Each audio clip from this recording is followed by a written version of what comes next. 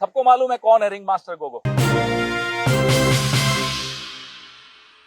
कुछ दिनों पहले यहीं संसद के भीतर प्रधानमंत्री जी ने एक टिप्पणी की थी। हम सब गलतफहमी से यह मान गए कि प्रधानमंत्री अपने लिए कह रहे थे। उन्होंने कहा था कि एक आदमी सब पर भारी हो। हमने सोचा वो अपने लिए बात कर रहे हैं, क्योंकि हमेशा प्रधानमंत्री अपने लिए ही ज्यादा बात करते हैं, आई मी माई सेल्फ प्राइम मिनिस्टर। लेकिन अब समझ में आ रहा है कि वो टिप्पणी उन्होंने अपने लिए नहीं की थी, रिंग मास्टर गोगो के लिए की थी। कौन है ये ring master Gogo? Ring master Gogo उनके दोस्त हैं गौतम अडानी। ये टिप्पणी गौतम अडानी के लिए की थी। वो एक आदमी, वो एक दोस्त पूरे हिंदुस्तान पर भारी हो गया, हिंदुस्तान की कैबिनेट पर भारी हो गया, हिंदुस्तान की संसद पर भारी हो गया। और वैसे हम उनको धन्यवाद भी देना चाहते हैं गौतम अडानी जी को। गौतम अडानी जी की वजह से देश के नौजवानों को रोजगार मिला या नहीं मिला वो तो आप जानते हो। इस देश के कैबिनेट को जरूर रोजगार मिल गया, हर मंत्री को बोलने का मौका मिल गया। नहीं तो फीते भी प्रधानमंत्री काटते थे, श्रेय भी हर चीज का प्रधानमंत्री लेते थे। अब धन्यवाद हो गौतम अडानी जी का कि मंत्रियों को बोलने का मौका मिल रहा है। एक मंत्री थी, है अभी भी, जब वो गैस सिलेंडर पर बैठती थी यहां सड़कों पर, तब वो मंत्री नहीं थी। अब गैस सिलेंडर का दाम बढ़ जाता है तब नहीं बोलती, तब वो सिली सिली बातें करती रहती। गौतम अडानी पर जो ही बात आई उन्होंने भी कल प्रेस वार्ता की। कानून मंत्री, कानून के अलावा हर चीज पर बोलेंगे। आज उन्होंने भी मुंह खोला। तब नहीं मुंह खोला था जब उनके अपने राज्य में चीन घुसता चला आ रहा था। एक गांव बसा दिया चीन ने उनके राज्य में, तब नहीं बोले थे। आज वो भी बोले।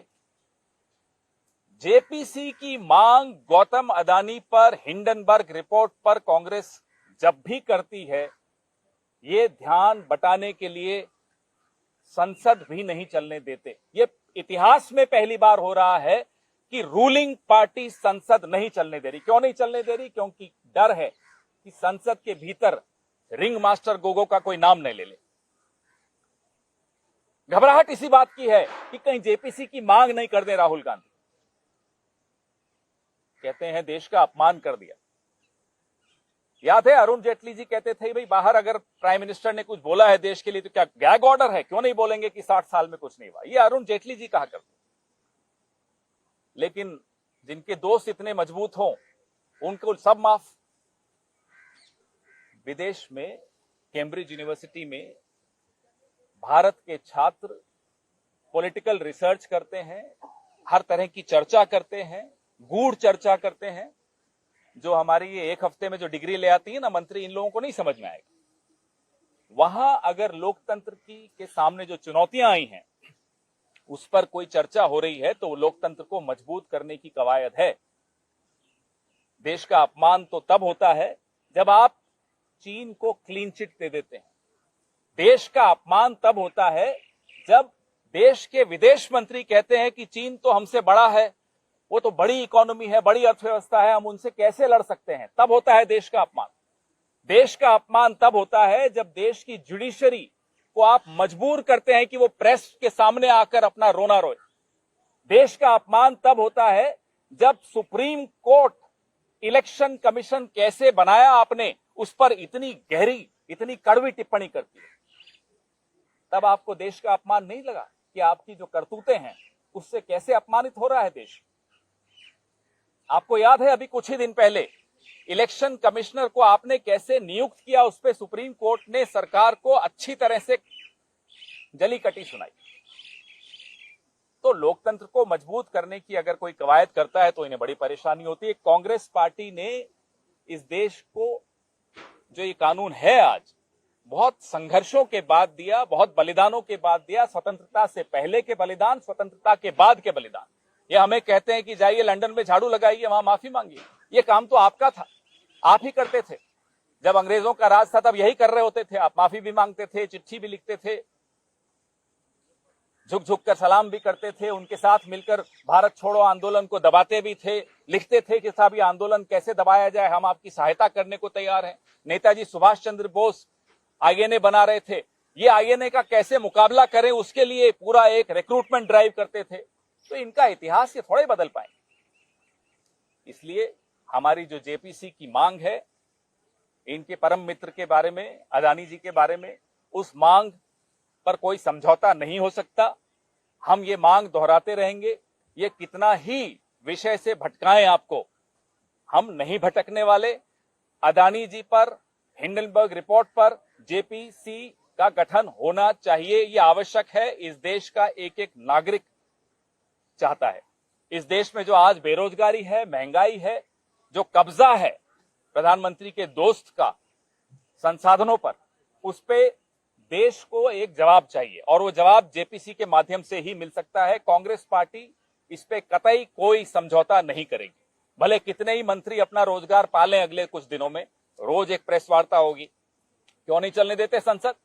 क्यों नहीं उस पर चर्चा होती? क्यों अदानी जी का नाम आते ही एक्सपंज कर दिया जाता है? आपको याद है, अभी तो सिर्फ राहुल गांधी जी ने वो बोला कि माइक ऑफ कर दिए जाते हैं। किसान कानून कैसे पास किए थे राज्यसभा में, कैमरे तक ऑफ हो गए थे। फिर कहते हैं लोकतंत्र कोई खतरा नहीं है। लोकतंत्र को सबसे बड़ा खतरा आपसे है प्रधानमंत्री जी, और आपके दोस्तों से है। सुप्रीम कोर्ट में कोई मामला लंबित हो तो ऐसा कौन सा कानून है जो कहता है कि आप जेपीसी नहीं बना सकते? हमारी मांग शुरू से आज तक जेपीसी की है, और जितनी इंक्वायरीज हो उतनी कम हो। क्यों नहीं हम ईडी जाएंगे? जाएंगे साहब। हम चाहते हैं इस पर एक विस्तृत जांच हो, जेपीसी बैठे, दूध का दूध और पानी का पानी हो जाए। किस विभाग का, किस डिपार्टमेंट का क्या रोल रहा है, सेबी का क्या रोल रहा है, आरबीआई की चुप्पी क्यों, ये तमाम बातें सामने आनी चाहिए। कौन सा अधिकारी किसके कहने से कहां लगाया गया, हमें तो मालूम है, कुछ नाम आपको भी मालूम है, लेकिन इस देश के लोगों को मालूम होना जरूरी है। किस अधिकारी को कौन कहां ले गया, किससे मिलवाने, ये अभी तो इशारों में बात हो रही है, हम धीरे धीरे और कुछ बताएंगे आपको। और वो अधिकारी आज ऐसी जगह पर जाकर बैठे हैं जो क्लीन चिट देंगे अदानी जी को। तो इस तरह की बातें तो नहीं होनी चाहिए, ये बात तो सबके सामने आनी चाहिए, जेपीसी के ही माध्यम से आ सकती। बहुत स्पष्ट तौर पे राहुल गांधी ने कहा, और मैं दोहराता हूं और हम सबको बार बार दोहराना चाहिए, भारत के 140 करोड़ लोग सक्षम हैं अपने यहां के लोकतंत्र की रक्षा करने में। भारत का लोकतंत्र पूरे विश्व का एक, जिसको पूरा विश्व देखता है, लार्जेस्ट डेमोक्रेसी के नाम से जाना जाता है।